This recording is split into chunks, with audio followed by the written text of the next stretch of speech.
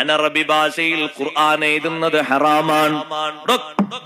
അനറബി ഭാഷയിൽ ഖുർആൻ എഴുതുന്നത് ഹറാമാണ്.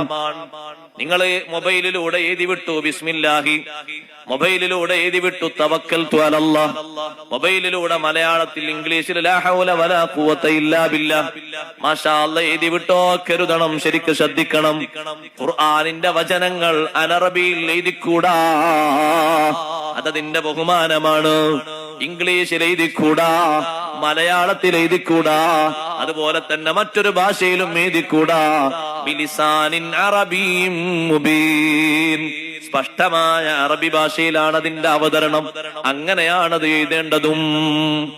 മാറാൻ പറ്റില്ല. എഴുത്ത് പോലും ഖുർആനിൽ എങ്ങനെയാണോ റസ്മിലുള്ളത് അങ്ങനെ എഴുതണം. അത് ഖുർആന്റെ ബഹുമാനാണ്. ചിലപ്പോ നമ്മൾ പഠിച്ച എഴുത്തില് കാണുന്ന കാഫായിരിക്കൂല ഖുർആനുള്ള കാഫ്, മാറ്റുണ്ടാവും.